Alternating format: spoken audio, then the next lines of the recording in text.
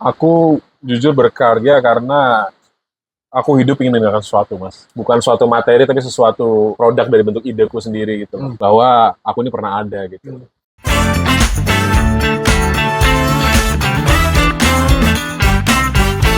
Assalamualaikum warahmatullahi wabarakatuh. Apa kabar? Kaltim Live ini episode pertama program kita yang baru namanya Deep Talk. Sama saya Rio Adam dan salah satu narasumber yang udah mau ngebantuin kita. Thank you banget tuh. Halo.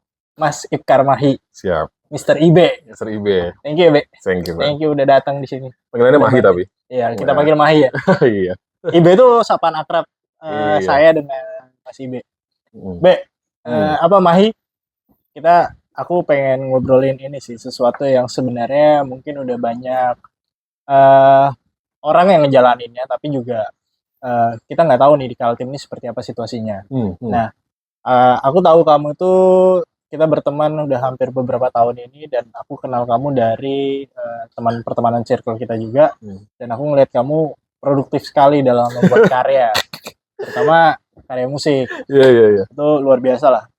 Bisa nanti kita ceritakan lebih lanjut apa Iya. lebar. Tapi aku pengen tahu from the beginning sih, dari awalnya kamu lahir dan besar itu di mana, kemudian gimana, apa yang membuat Mahi sampai hari ini gitu. Oke, halo teman-teman Kaltim Live semua. Mahi. Ya. Jadi kalau misalnya kita bahas dari awal ya, sebenarnya panjang ya, dari kecil. Kecil tuh memang aku juga tumbuh tuh dari musik banget ya. Tapi nggak musik banget sih, maksudnya bapak itu suka setel Siti Nurhaliza, di VCD player setiap pagi gitu biasanya, terus juga masih dibajakan ya zaman oh dulu. iya dong, beli di landasan. Terus juga mama itu juga, ibu itu juga dengerin Guns N' Roses, Guns N' Roses, terus juga Queen, itu ori sebenarnya. Oke. Kayaknya ori ya. Guns N' Roses, Queen, terus sama Red Hot Chili Peppers. Jadi waktu itu emang dari kecil tereksposnya sama musik-musik kayak gitu. Itu Ibu malah yang agak bule, ibu. Oke. Bapaknya agak lokal. Oke. Gitu. Jadi memang dia terekspos sama musik dari kecil, apalagi yang waktu aku masih SD itu Dewa tuh rilis album namanya Cinta Adalah Cinta. Yang ada track Arjuna di awal itu aku suka banget, dan on repeat, kasetnya benar-benar aku ulangin terus. Ya meskipun belum ngerti cara main musik ya. Cuma seneng gitu, seneng dengerin. Nah, itu berarti kenapa kok bisa bapak yang lebih ke Indonesia, ibu yang lebih ke ya ibaratnya lagu-lagu luar negeri lah ya? Pengaruh lingkungan mereka besar kali ya. Bapak saya besar di pedesaan di Malang soalnya. Oke. Dan ibu sudah di sini waktu lahirnya. Dia lahir Surabaya cuma besar di sini, dan ya punya akses ke pergaulan juga ya? Pergaulan, knowledge itu lebih banyak di ibu sih. Karena biasanya kan terbalik tuh. Kalau aku kan bapakku yang lebih banyak dengerin lagu-lagu itu kan, Guns N' Roses, The Beatles, dan kawan-kawan, ya ibuku lebih banyak lagu Indonesia. Oh gitu, malah kebalik. Ya, Rosa, Krisdayanti, dan kawan-kawan lah ya. Enggak. Diva-diva zaman itulah ya. Iya. Tahun 90-an. Tapi terus kita kan satu alma mater ya. Iya. SMP 1 teman beda SMA ya. Kamu kan SMA 1, aku SMA 5 kan. Kenapa SMA 5? Karena nilai. Oh iya, oke. Karena nilai. Walaupun nilai saya sebenarnya masuk, teman-teman saya enggak. Oke. Jadi saya mencari teman-teman yang satu jalur lah ya, jalur kiri itu. Jalur kiri, oke. Enggak semua anak SMP 1 itu pinter ya guys ya. Real. Itu fact, itu harus tahu, harus paham. Nah, terus kemudian kapan mulai ngulik musiknya? Bermainnya tuh kapan? SMP, kayaknya SMP kelas 1 deh. Berarti di SMP 1 itu? SMP, iya dong. Alma matermu itu, SMP 1.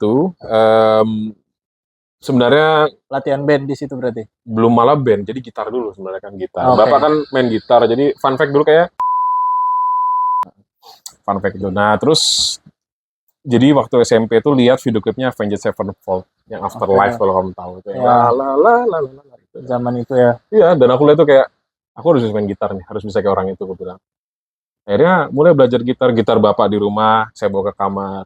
Tapi I have no idea how to play gitu. Kayak ngejeng-ngejeng aja. Terus akhirnya saya buntu kan, saya lari ke bapak. Ini cara mainnya gimana? Akhirnya diajarin lagu Iwan Fals, Ibu itu. Oke. Ya begitulah, itu lagu yang sangat membekas buat saya lah. Karena itu lagu pertama saya bisa main musik. Oke. Dari bapak sebenarnya sih, bapak yang ngajarin gitar pertama. Ya habis itu sudah ibaratnya habis itu mulai biasa kita kan anak kecil kan harus validasi, PD kan, mulai itu. Aku bisa main gitar loh, ngeband yuk. Gitu. Mulai itu di situ. Kan kita di SMP 1 ada ekskul band kan?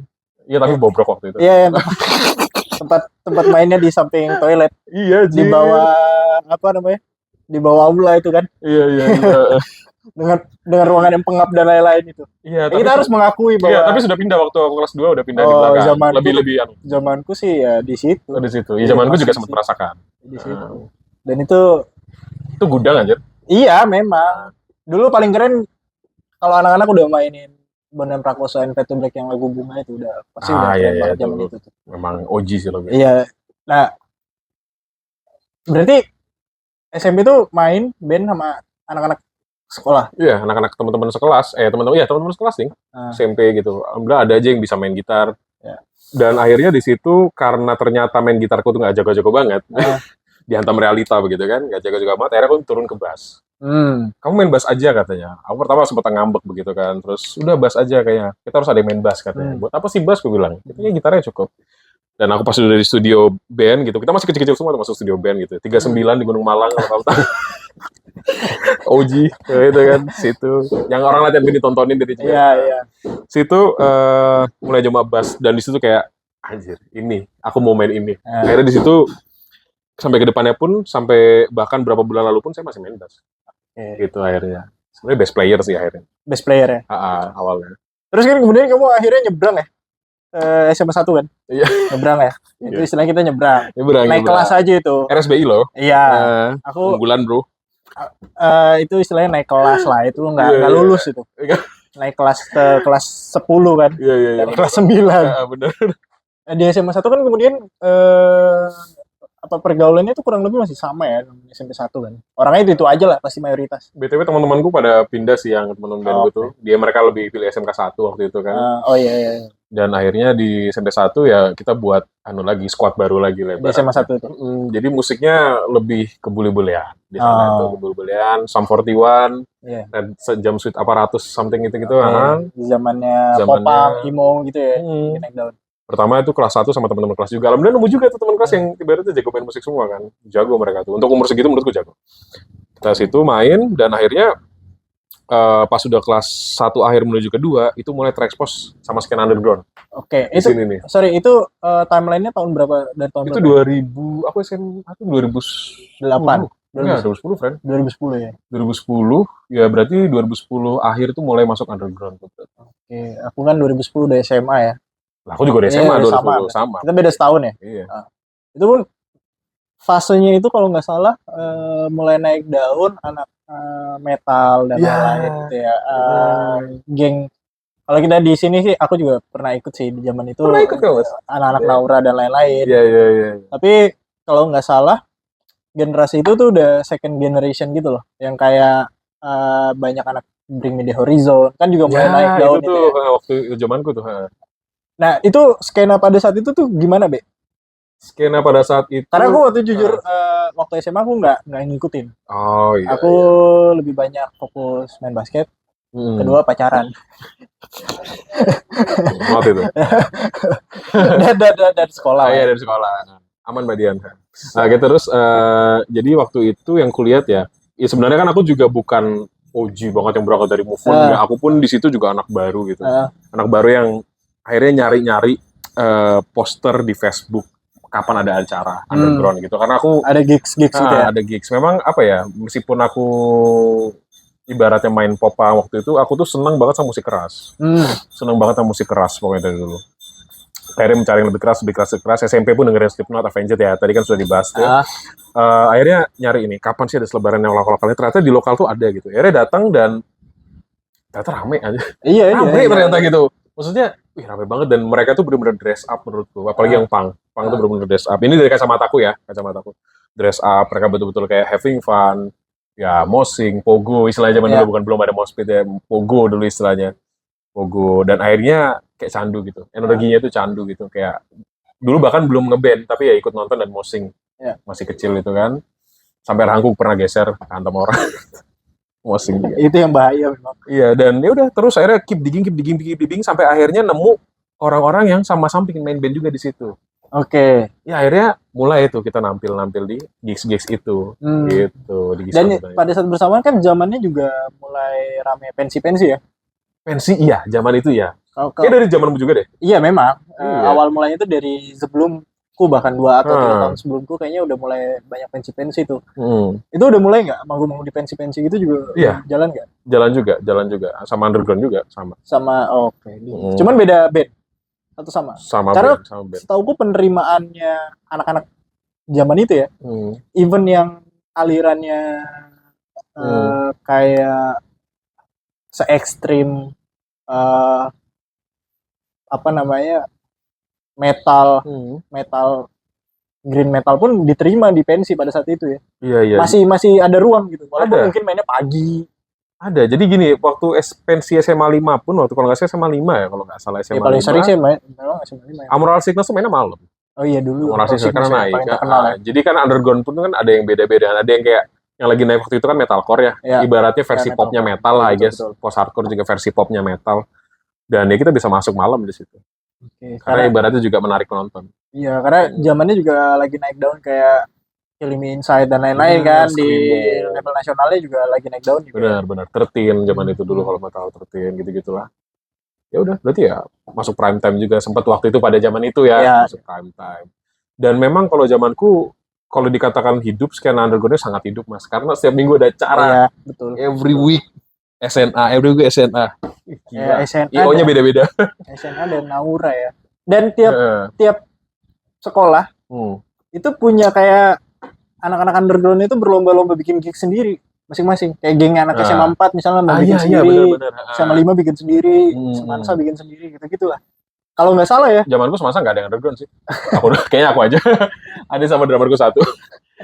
Itu doang. Aku tuh bahkan di Semansa bikin band jazz sama teman-teman Semansa. Oke. Iya, itu lebih diterima di sana. We play jazz. Bertiga bikin trio. Iya, karena Semansa kita tahu. Iya, Suri Tauladan. Iya. Suri Tauladan jadi. Sekolah internasional. Iya. Program gagal itu BTW RSBI. Nah. Terus chapter berikutnya kuliah di Malang. Iya. Masih bermusik? Masih. Di Brawijaya kan? Enggak, Muhammadiyah. Muhammadiyah Malang. Masih bermusik, cuma di titik itu kan akhirnya aku sadar gitu. Aku kehilangan teman-temanku main di Balikpapan kan. Ya. Dan akhirnya di situ mulai aku belajar elektronik musik. Produksi musik sendiri. Ini lebih eksplorasi ya? Ya, akhirnya itu fase eksplorasinya di situ, mulai dengerin EDM, mulai dengerin Daft Punk, Justice, terus The Prodigy, gitu-gitu. Ternyata akhirnya aku nemu ibarat satu poin gitu. Ternyata musik elektronik juga bisa keras. Oke. Iya kan? Ya. Prodigy kan seperti itu kan.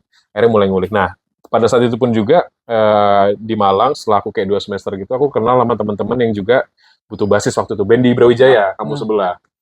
Pertugat namanya. Jadi dilantik jadi basis itu, kita harus sempat rilis lagu 2, kita juga tuh sempat konser-konser, bahkan sampai Kediri kita main. Oke, sempat tur juga berarti ya? Nggak tur sih, ya dipanggil. Tapi aja. Itu udah membuat karya? Udah bikin karya sendiri? Udah punya lagu sendiri. Oke. Kita nggak main lagu orang. Oke. Kita main lagu orang. Pertugat namanya? Pertugat, ada di Reverb Nation masih. Ada saya masih ponian begitu emo. Ya tapi maksudnya alhamdulillah ada gitu teman yang mau ngajak saya gitu di sana kan. Jadi ibaratnya kan, aku emang seneng metal ya dari kecil, jadi nggak bisa dibohongin. Tapi di situ juga akhirnya fase EDM-nya tuh mulai merombak gitu pokoknya. Aku mulai dengerin Yellow Claw, zaman-zaman awal Z yang 2013 rilis. Kan itu lagi naiknya EDM progressive house banget kan, Calvin Harris. Situ mulai tuh dengerin Avicii, mulai nonton nge-DJ, mulai kayak ngeliat itu lah. Pokoknya karena poinku satu gitu. Aku dengan ini aku bisa bermusik sendiri tanpa orang lain. Ya. Itu dan pada saat itu juga teknologinya kayak mulai lagi naik daun tuh. Ada software namanya Fruity Loop. Iya. Sebenarnya udah lama sih, cuma ngetren aja. Iya, lagi mulai bisa dijangkau sama orang-orang kita di Indonesia kan. Bener. Dan baru sebagian kayaknya. Dan naik. Dan kayaknya itu juga dibarengin dengan adanya SoundCloud ya. SoundCloud itu movementnya menurutku impactful sama movement musik sih. Iya kan. Jadi kayak Hidden Jam pasti di situ. Dan skena di Malang menurutmu? Aku tahu skena Malang sih bagus banget ya, banyak band-band legend di sana. Bener. Band punk kita tahu namanya Bugunda Lawak Baru dan lain-lain. Aku lebih dekat sama punk sih memang kalau musik. Katanya anak punk dulu Bang Rio. Enggak. Cuman sering nongkrong. Infonya begitu guys. Tapi maksudnya skena di sana kan ada proses di mana kamu udah sangat dekat sama skena underground di Balikpapan dengan terus compare tuh Malang yang sudah sangat dewasa itu gimana gitu ngelihatnya? Apa ya, yang aku rasakan, aku mau jujur aja, nggak mau bohong-bohong sok dekat ya. Aku emang nggak dekat jadinya. Tapi memang karena gini, aku kan masuknya di skena death metal ya. Di Seperti Guardian death metal. Oke. Dan waktu itu di Malang emang lagi turun banget. Jadi akhirnya di Malang waktu aku main ngeband metal tuh, aku deketnya sama orang tua jadinya. Orang tuanya kayak mungkin di sini kayak BOC, Balikpapan Metal Colony, Underground Colony di depan Jamin Baru tuh dulu. Ya mungkin aku deketnya lebih ke situ aja akhirnya. Cuma kalau misalnya zamanku itu ya hardcore yang lagi naik banget. Sharkbite, terus ya band-band lain, pokoknya hardcore yang lagi sangat solid banget sih. Oke. Nah, proses ke IDM, ini kan berarti jalan sendiri. Ini jalan juga nih, yang IDM dan kawan-kawan. IDM ini berarti udah mulai berproses untuk produksi? Udah. Aku tuh udah mulai rajin rilis di 2014 awal. Itu udah mulai ngerilis. Lewat SoundCloud. Lagunya masih ada semua di laptop. Di MySpace gitu? MySpace enggak? Oh enggak? Di zamanmu kayak itu? Oh iya, itu zamanmu. Aku udah SoundCloud. Tuanya. Nah, SoundCloud, terus promosi di Facebook dong. IG belum, IG sudah mulai, belum foto ya. Facebook promosinya. Masih pet dulu, masih pet. Rest in peace. Ya, jadi rilisnya di SoundCloud, terus promosinya Facebook. Sih nge-remix, terus kayak bikin banyak hal. Aku juga bikin band elektronik sama teman-teman di Malang, teman-teman yang dari Balikpapan sempat juga. Polisi Setek namanya. Apa sih itu dulu zamannya ini yang lagi naik daun elektronik yang dari Bandung tuh? Bottle Smoker? Iya, Bottle Smoker ya. Iya, itu naik banget tuh Bottle Smoker. Ya itulah pokoknya. Sampai 2015, 16 itu, nah itu aku mulai berhenti ngeband sama orang-orang yang di metal itu karena mereka udah lebih tua pada aku. Mungkin seumuran Mas. Jadi ibaratnya mereka udah duluan lulus. Akhirnya aku solo aja kan. Ya udahlah. Mereka ini tampar realita lah ya. Nah, sudah itu. Cari duit. Kayak kita sekarang lah. Terus ya udah aku ngerjain semuanya sendiri sambil ya ibaratnya menyempurnakan skill itu tadi loh. Ya kan nggak ada orang langsung bisa jago. Apalagi kan ibaratnya produksi kan banyak banget aspeknya ya. Bukan hanya sekedar main musik, tapi sekedar juga processing itu. Nah, oke. Terus kan abis dari Malang, kuliah berapa tahun? 5, friend. Oh iya, normal. 5 cuti setahun. Ya, cuti setahun, sempat cuti karena kerja. Jadi 6 tahun ya? Enggak, 5 tahun. Oh, 5 tahun. Harusnya 4 tahun. Oke. 5 tahun, cuti setahun. Aku lulus 2018, friend. Oh. Berarti kamu lulus SMA itu 2013 ya? Normal. Langsung pulang ke Balikpapan itu gimana? Enggak, aku sempat kerja di Malang. Jadi kerja jagain counter JNE. Sebut merek apa ya? Sumber JNE. Di Sumber Pucung, di perbatasan Blitar. Gitu. Itu selama 6 bulanan, 7 bulanan, I guess. Di situ ya karena nggak mau pulang. Biasa kan sindrom anak Kalimantan kalau di rantauan nggak mau pulang. Akhirnya tertampar realita dan harus pulang. Oke. Itu masih ngeband tapi? Enggak. Aku rilis EDM aja. Oh itu proses mereka udah selesai juga gitu ya. Nah, pulang ke Balikpapan, udah jadi Mahi yang sekarang atau belum? Belum. Atau gimana dulu prosesnya? Biasa, penjajakan jati diri kan. Ibaratnya kan aku tuh ngerasa dulu aku tuh ya bisa, cuma nggak ngerti cara branding ya. Mungkin ya itu branding itu penting loh. Ya kan? Itu berarti 2019? 19 benar. Pokoknya 2019 itu aku pinginnya malah jadi rapper. Oke. Jadi rapper. Iya, jadi rapper. Jadi bikin beat, terus nge-rap sendiri, tapi kayak aku sadar yang pertama juga aku nggak bisa ngerjain semua sendiri, terus juga ternyata waktu itu produksianku masih belum sesempurna sekarang lah ibaratnya, belum se-radio ready sekarang lah. Oke. Terus di 2019 aku juga kenal banyak teman orang-orang hebat ya, yang ibaratnya sampai sekarang juga masih di hip hop dan naik banget di Bali. Itu si Jafar, itu di situ akhirnya kita ngobrol karena COVID juga kan, Discord tiap hari kita sharing beat, sharing tips produksi musik dan lain-lain. Shout out to Jafar, kalau kamu nonton ini, I love you. Banyak pokoknya, akhirnya aku nge-rap dan dia yang bikin beatnya. Bikin beatnya, kadang aku bikin sendiri dan lain-lain, akhirnya collab yang lain-lain lah. Pokoknya 2019 itu aku lebih ke itu, melabeli diri sebagai rapper. Waktu itu. Jadi 20 juga. Beralih lagi shifting ke hip hop dan R&B ya? Iya. Dan juga nge-DJ tetap. Aku baru mulai nge-DJ belajar itu 2020. 2020 pada saat COVID? Iya, baru mulai COVID tuh aku baru mulai belajar nge-DJ. Oke. Di situ.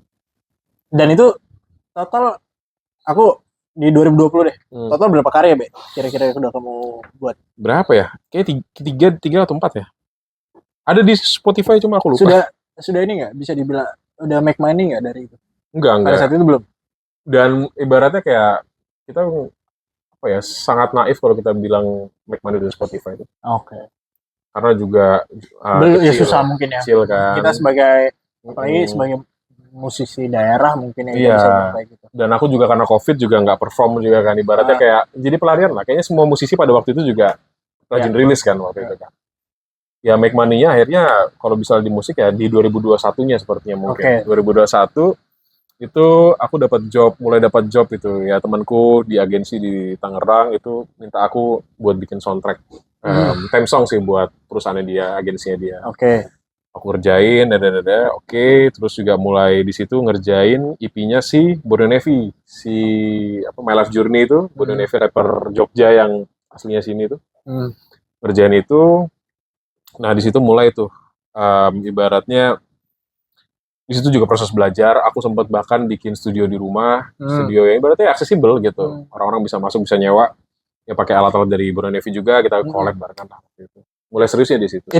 Itu ini cerita apa? Tech sound di dalam lemari. Itu kamu tahu sih? Di mana? Kamu tahu cerita itu sih? Dari mana? Itu fasenya di mana itu? Aku di Jakarta masih itu. Itu masih di Jakarta. Itu fase tahun berapa? Itu 2019. Itu fase belajar itu. Iya, fase belajar karena aku percaya kita harus gagal dulu baru benar. Iya kan? Aku padahal juga lagi di Jakarta itu. Iya. Aku tuh dari Juni sampai Desember di Jakarta. Lama, Mas. 2019. Nah, di situ kan aku kan biar hemat biaya, aku kos sama temanku berdua, ada anak Bali tuh. Jadi ya si Jafar ini? Bukan. Oh, bukan. Lain lagi, Bali yang lain. Nah, kos itu ya ibarat dia lah saksi hidupnya, struggling aku kadang malam main laptop, bikin musik yang sampah sebenarnya, cuma at least ya aku belajar kan, at least I tried gitu. Terus rekaman vokal karena biar nggak bising dan nggak mengganggu orang lain, ya aku masuk dalam lemari. Dan itu panas gitu, jadi keluar tuh udah lemarinya gede di kosan. Bisa berapa lama itu di dalam lemari? Sebentar aja, friend, nggak bisa, friend. Sebentar aja, jadi betul-betul keluar, tarik napas, masuk lagi. Jadi keringetan keluar tuh, sambil geleng-geleng temanku. Makanya, kamu lihat dari story kayaknya. Ya, ada lah. Karena dia story waktu dia aku ingat kamu dulu ngerekam dalam lemari, sekarang kamu udah di panggung kan. aku kan jurnalis, Be, jadi I'm doing my research. Takut doing my research. Takut jadi. Oke, nah berarti 2020 udah produce musik. Udah produksi musik. Udah nge-DJ. Event. Baru mulai. Event 2021 ya? Event baru mulai 2021. Ya, itu udah event di Balikpapan atau di Jakarta? Balikpapan. Aku udah nggak di Jakarta tuh, friend. 2021 kita udah kenal ya? Belum ya? Belum. Aku masih kerja di Catem waktu itu. Ya, aku masih, ya gitulah. Nah, berarti kan masih double job ya? Double job. Produksian jalan, DJ jalan. Gimana ya, Be? Ngebalance itu semua, Be? Nggak tidur. Iya, kurang tidur itu. Kamu ada cerita sama aku soal itu sih. Tapi ngejalanin dua-duanya itu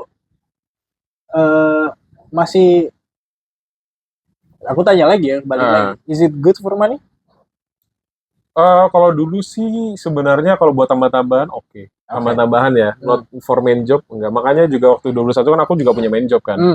Kalau boleh tahu berapa dibayar bikin produksian satu lagu misalnya, itu berapa pada saat itu lah ya? Pada saat itu kita mencoba untuk nge-breakdown di 2025 ini kamu udah seperti apa gitu.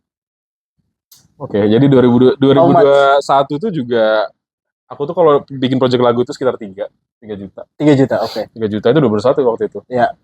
3 juta terus ya udah, terus kalau misalnya sekarang malah aku dapat duitnya dari event malah. Iya. Bukan dari produksi lagu. Kemarin ada banyak tawaran sih, termasuk dari salah satu parpol di sini. Iya, karena lagi musim politik ya. Iya. 2024 kemarin ya. Terus juga Secako juga DP Me Good juga. Secako yang aku bikin soundtrack Secako kemarin, Secako Sparring Night itu juga DP Me Good. Terus juga sekarang sih lebih banyak duitnya dapat dari event aku nge-DJ dan lain-lain. Iya, tapi produce musik masih tetap jalan. Masih tetap jalan. Tadi kan kamu ada cerita sebelum kita ketemu kan ada lagi bikin lagunya siapa? Ya, jadi aku lagi garap lagunya. Bahkan bukan udah selesai digarap sih. Udah selesai. Tinggal nunggu rilis di streaming platform aja. Nah itu artinya mereka beli putus kan?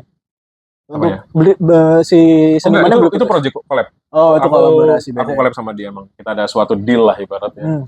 Aku jadi ngerjain lagunya dia, kita campaign bareng dan lain-lain. Oke. Gitulah. Nah, di tengah-tengah itu kemudian kan aku kenal kamu kemudian lebih banyak ke DJ. Iya. Ke DJ dan banyak bikin kerjaan event. Seperti kamu bilang tadi ada sparring night juga sama salah satu brand coffee shop di sini, sama promotor event tinju ya pada saat itu kan. Benar-benar. Nah, aku sih jujur happy banget dengan karyanya. Maksudnya dengan sisi ternyata maksudku orang Balikpapan itu atau orang Kaltim itu sebenarnya kalau mau serius dan diberikan waktu ya, itu bisa bikin sebuah karya yang bagus gitu. Maksudku gitu. Setuju. Dan kamu membuktikannya dengan pertama konsistensi dari beberapa tahun yang udah kamu jalanin. Bener. Terus kemudian dengan apa yang kamu hasilkan beberapa tahun terakhir gitu. Itu yang menurutku makanya ini kamu harus aku ajak ngobrol nih supaya aku tahu mungkin nggak sih kita itu hidup dari karya. Itu sih pertanyaanku pertama. Hidup dari karya untuk musisi daerah. Karena ya possible, tapi aku merasa marketnya masih belum besar. Iya, agree. Terus appreciated terhadap senimannya secara ekonomi itu masih belum kuat. Benar. Jadi kadang bikin lagu aja mas, ini mas paling berapa, segini mah cukup, 1 juta lah cukup gitu. Kan aneh itu prosesnya mereka ini yang jalanin itu kan panjang gitu. Itu yang maksudku. Benar. Aku mencoba untuk mengadvokasi sebenarnya di situ. Iya. Jadi memang kembali lagi ya, culture di sini beda ya menurutku sama yang sudah maju di sana di Jawa gitu. Ya. Dari segi culture anak mudanya juga beda. Terus segi orientasinya terhadap melihat suatu seni itu sebagai hal yang membudaya dalam perjalanan waktu itu juga berbeda menurutku, Mas. Menurutku kalau misalnya mau survive di sini ya akhirnya bukan sebagai artis independen ya, aku terus terang aja gitu kan, apa yang gue lihat ya ini sangat subjektif ya, nggak setuju juga nggak apa-apa. Main kafe, main wedding, udah itu aman udah. Ya karena kamu kan juga masih punya pekerjaan utama ya di salah satu korporat. Office job ada. Office hour gitu dan masih berkarya gitu. Masih. Itu sih yang aku appreciate dari kamu membuat karya gitu. Itu yang berbeda dari mungkin yang tanda kutip musisi atau mengaku sebagai pemain musik tapi nggak ada karyanya. Tapi nggak apa-apa sih, kan depends on kebutuhan. Iya betul. Dia melihat musik sebagai apa gitu. Ya. Aku tuh ibaratnya nggak mau mencampurkan ya, kalau aku pribadi Mas ya. Memang penting kayak ya suatu impian lah bisa hidup dari pure musik dan karya gitu. Cuma saat aku nggak mau musik ini kehilangan fun-nya gitu. Ya betul. Aku maunya ini, aku capek di kerjaan aja, musik itu funku di situ gitu. Karena aku pernah dulu Mas nganggur. Pernah nganggur aku 2021 akhir tuh sampai awal 2022 itu nganggur aku. 7 bulan itu, aku masih ingat 7 bulan terpahit itu, real. Nah itu tuh aku ngandalkan dari musik aja. Dan akhirnya aku nggak dapat fun di situ. Aku akhirnya emosi sama musiknya. Emosi real. Berarti tiap malam hampir nge-DJ dan lain-lain? Iya, aku ada kayak reguler di kafe beberapa, dan sampai sekarang ada juga reguler di kafe sih. Dan dulu waktu itu ya memang suffice sih untuk hidup sehari-hari, cuma buat nabung kan enggak. Terus kayak kita mau beli apa-apa kan susah kalau kayak gitu. Ya ditambah realita lagi lah. Kita harus bisa melihat itu. Nah, terus belakangan back to the roots, Be. Apa? Dengan hardcore dan lain-lain. Gimana ceritanya? Iya, jadi apa ya? Sebenarnya untuk menemukan kesenangan itu lagi. Aku tuh sebenarnya udah nggak mau ngeband lagi, Mas. Jujur aja, wallahi nggak mau ngeband lagi. Walaupun minggu lalu habis gigs ya di Samarinda ya. Enggak, 2021 ke atas tuh aku udah bertekad aku nggak mau ngeband lagi. Karena apa ya? Karena aku merasa saat aku udah bikin musik sendiri dan bisa aku performkan sendiri ya, as a DJ ya. Ngapain aku ngeribetin orang lain gitu loh. Maksudnya mereka harus satu sama kayak pikiranku, karena ibaratnya memangkas waktu untuk mentunin pikiran biar mindsetnya biar sama. Ya kan efisien kan. Tapi pada saat 2023 itu Deserve 2023. Deserve HC baru rilis EP kemarin. Keren. Keren. Di review orang Kanada. Ya, jadi 2023 tuh aku sempat dari 2023 itu aku sempat berhenti musik Mas tahun Mas. Iya. Berhenti main musik. Mungkin kamu Iya, dengar. iya, iya, itu fase baru-baru kita ketemu tuh. Iya, Ya. aku berhenti musik karena ya overwhelmed lah ibaratnya overwhelmed dan I guess aku bisa meluangkan waktuku untuk hal yang lebih baik untuk hidupku dibanding musik waktu itu. Ya itulah, karena kembali lagi stres sama musiknya Mas. Ya, ya. Nah gitu. Ya, Nah sama terus, aku sempat berhenti menulis lah. wih pernah kakak tuh? Iya, sempat. Sekarang menulis lagi? Enggak, masih. Kalau aku pengen. Iya, iya. Jadi kalau aku sekarang menulis bukan karena tuntutan, karena aku mau nulis. Karena fun. Karena aku pengen nulis. Iya. Jadi dari hati, bukan karena pekerjaan. Terbaik itu. Ya itu setelah melewati banyak fase. Iya, harus ada fase itunya dulu Mas, fase berhentinya dulu baru kita kayak tek gitu. Nah pas berhenti musik itu tiba-tiba datang nih orang-orang dari kehidupan SMA ini, SMA itu. Teman-teman SMA aku semua kan. Oh, mereka nih teman-teman SMA. Iya, teman-teman SMA semua. Ya, zaman aku masih emo itulah. Datang dia, Be kita yuk, ketemu yuk, lebaran waktu itu kan. Ngobrol-ngobrol situ dan ternyata mereka emang lagi cari basis kan. Dan akhirnya masuk situ pun edisional. Oke. Edisional, bukan apa-apa, edisional aja, main-main aja dan masih cover lagu orang. Oke. Which is against my standard sebenarnya. Cuma karena ya udah for sake of old friends, ya kan, I'll do it lah aku bilang. Kayak kita main-main, pas aku main gitu-gitu kan, gongnya itu pas main di Tenggarong. Oke. Luar kota, Samarinda dulu, Samarinda bisa Tenggarong. Kok rame? Jadi mereka tur udah. Nge-gigs tapi tur gitu. Enggak nge-gigs tapi ya dipanggil, kita dipanggil. Jadi mereka udah punya nama lah sebenarnya. Sebenarnya udah punya nama. Oke. Punya nama. Jadi tapi terbentuknya kayak setahun lalu dan ya udah punya nama lah. Dan ya udah, tapi masih main lagu orang gitu. Oke. Terus ke Samarinda, ke Tenggarong, kok rame gue bilang. Ini kok keren, maksudnya nggak nonton tuh nggak ada yang diem. Tapi emang Samarinda sama Tenggarong tuh beda sih. Maksudku skenanya dari dulu skena underground ya. Beda memang sangat solid. Sama Balikpapan sangat solid. Beda banget gitu. Beda banget. Sulung itu dulu, Sulung Ekstrim. Iya. Ditambah lagi kan dulu ada apa namanya? Rocking apa? Kukar. Ya apa sih? Iya. Nah itu lupa aku pokoknya. Saya juga lupa. Banyak band-band besar kan. Iya, sampai band Halloween tuh diundang juga. Iya, event Halloween juga pernah datang di stadion apa tuh dulu namanya? Ajimut. Iya, Tenggarong. Tenggarong Samarinda emang kuat. Dan pas aku ngeliat itu Mas, itu kayak kayaknya ini marketable deh. Gitu. Langsung jiwa marketingnya keluar, jiwa salesnya keluar. Kayaknya ini marketable deh. Terus aku bilang ke teman-teman, ayo kita bikin lagu. Kita bikin lagu, aku bisa produksi. Kebetulan waktu itu aku nggak punya laptop. Iya, aku pakai laptop kantor dan akhirnya pakai laptop temanku yang di kosannya si drummer itu, si Alip. Aku situ, kita garap di situ, aku instalin semua pluginku. Aku masih simpan semua pluginku di hard drive gitu. Soalnya kita kerjain lagu. Dan waktu ngerjain di Surfun itu barengan sama James Jacko. Oke. Jadi betul-betul, itu bulan yang jelas. 2023 akhir itu. Iya, itu baru ibaratnya kita baru. Karena kita udah mulai jarang ketemu tuh. Oh iya, karena aku udah musik lagi. Oh, pokoknya aku tahu. Oh iya, Mai sibuk, Ibe sibuk, ya udah lah. Sama aku juga lagi ada kerjaan tuh. Lagi ada klien gitu. Aku juga sibuk kayaknya friend waktu itu, kayaknya tahu. Kayaknya di luar kota bener ya? Iya, produktif. Iya. Beda sama sibuk ya, produktif. Ya udah, terus habis itu bareng Cako alhamdulillah itu ngerjainnya cuma 3 minggu. Dan itu pakai laptop kantor, sorry, kantorku yang lama, laptopnya aku overdrive ya, karena aku nggak punya laptop waktu itu. Alhamdulillah sekarang udah beli. Dan itu aku pakai buat ngerjain Cako lagu itu. Gila, itu menurutku sih. Tadi 3 minggu selesai dan alhamdulillah, ini ceritanya si Ots sih. Ots juga pas pitching ke tim Cako juga, sekali denger langsung puas. Nggak ada revisi itu kayak, lega banget kan kita kalau kerja agensi ya, tau lah ya kan. Puas banget. Nah, pas itu juga rilis Darker Than Black gitu. Single pertama Deserve juga digarap dan dirilis di bulan depannya. Oke. 23 akhir tuh. Berarti sekarang memungkinkan nggak sih untuk kita itu kamu self-produce? Self-produce kemudian aku nggak tahu ya, maksudnya produksian hari ini tuh gimana kalau zamanku ya, aku tahunya kan ya datang ke studio, nyewa studio sampai berapa jam. Kita tawar ke studio mahal, studio rekaman lagi ya. Iya. Kalau di sini memungkinkan nggak untuk self produce sendiri? Kamu akhirnya gimana? Polanya gimana? DIY friend. Jadi yang penting ada benda namanya sound card. Nah, itu sangat penting ya. Sound card itu kan ibaratnya bisa kita masukkan sinyal audio ke situ, entah dari gitar, dari vokal dan lain-lain. Aku cuma butuh itu aja. Sisanya di laptop software semua. Oke. Mau ampli, mau apa ibaratnya kayak kompresor ke apa hal-hal yang kayak ditumpuk-tumpuk di studio itu udah ada software semua. Berarti nanti mixingnya semua di situ. Semua di dalam laptop mixingnya. Sangat-sangat digital, berarti sangat udah tidak puritan. Udah nggak perlu lagi sewa satu studio apa segala macam dan lain-lain ya.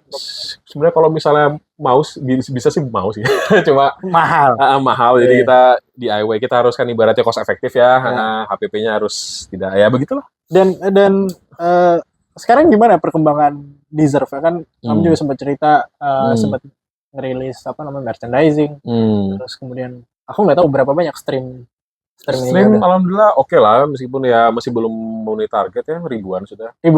Nah, dan Deserve tuh sendiri sebenarnya juga memang aku edisional yang pertama ya, edisional, cuma aku lihatnya punya potensi karena aku lihat di Samarinda marketnya oke gitu. Dan sekarang masih edisional? Enggak lah, sudah aja main kan, member kan. Iya. Insya Allah main member. Iyalah, kamu bantu produksinya gimana sih? Kamu tuh produser musik, Be. Udah. Iya, insya Allah. Terus? Nah, jadi selain apa ya, memang band butuh musik ya, cuma band tuh butuh branding. Ya, biar orang mau dengar musiknya gitu. Ya. Dan akhirnya di situ aku coba eksperimen dengan ide marketingku lah ibaratnya. Ide marketingku, dan aku bahkan sampai mulai dari perekrutan Cantika, basis perempuan, itu juga sebenarnya dari benefitnya untuk branding sebenarnya. Sorry Cantika if you watch this ya, tapi kita sayang kamu kok. Cantika, terus juga baikin feed IG, itu penting loh. Karena kan dulu mungkin tugas branding dan marketing itu dikerjain sama label ya. Iya. Kalau sekarang bisa diproduksi sendiri sebenarnya. Bisa, asal punya tes. Nah itu, dan itu kamu kerjakan sendiri ya?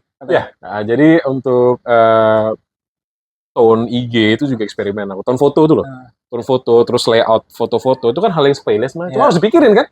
Nah, biar kelihatan kohesif dan punya konsep lah band ini. Ya itu aku yang eksperimen pakai Canva, shout out to Canva. Terus ya udah akhirnya jadi image yang seperti sekarang gitu. Itu pun juga aku harus cari referensi band-band luar yang ibaratnya menurutku oke. Wow, Jan. Tapi sekarang berarti Deserve itu kalau diundang udah dibayar? Bayar lah, friend. Dari dulu dibayar sih. Dari dulu dibayar? Iya, dari dulu dibayar. Kita nggak. Sekarang lebih masif aja, lebih gede aja. Insya Allah lebih gede. Oh iya. Insya Allah lebih gede. Harus dibayar, friend. Soalnya kan butuh bensin. Iyalah. Iya kan. Perjalanan jauh dan lain-lain. Kan waktu appreciate waktunya kan. Iya. Nah, jadi sebenarnya pertanyaanku di awal adalah apakah possible untuk make money? Sangat possible. Sangat possible. Cuman skalanya, iya. Belum bisa seperti di Jakarta ataupun di Bandung lah ya. Iya. Atau di Malang lah. Iya. Secara market udah lebih dewasa gitu. Benar. Geographical aspek itu sangat membantu. Ya. Semua jadi lebih mudah, atur lebih mudah, barang lebih mudah, semua lebih murah. Ya. Itu sangat membantu. Walaupun sebenarnya juga teknologi di teknologi itu ada teknologi sudah membantu, tapi ada satu hal sih menurutku yang belum membantu kita tuh. Networking. Apa itu? Networking.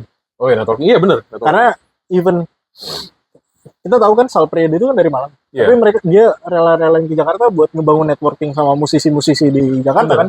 Bener. Nah itu yang kita nggak milikin hari ini kan. Dan emang harus melakukan itu.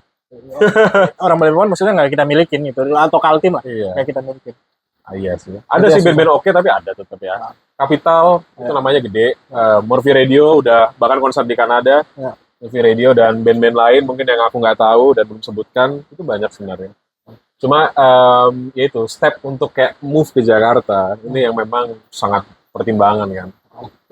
Ini kayak cuaca ini udah makin mengerikan nih, kita harus kayaknya kita akhirnya nanti mungkin kita bisa lanjut di lain kesempatan. Terakhir sih Be. Apa yang membuat kamu terus terinspirasi untuk selalu berkarya sampai hari ini gitu, terus kemudian apa selanjutnya yang mau kamu kerjain? Aku jujur berkarya karena aku hidup ingin meninggalkan sesuatu, Mas. Gitu. Bukan suatu materi, tapi sesuatu ide ya, ibaratnya produk dari bentuk ideku sendiri gitu. Bahwa aku ini pernah ada gitu. Kita kan manusia dasarnya nggak mau mati kan. Iya, betul. Dan kita menciptakan keabadian itu dengan membuat suatu karya. Sebenarnya itu. Dan tadi harapan ke depannya sebenarnya, jadi insya Allah ya, planku tahun ini aku mungkin lebih fokus ke diriku sendiri sih. Branding image Almahi sebagai DJ. Oke. Dan insya Allah aku akan rilis EP. Dan ya udah lagi proses penggarapan lah. Rilis EP elektronik musik. Oke. Menarik tuh.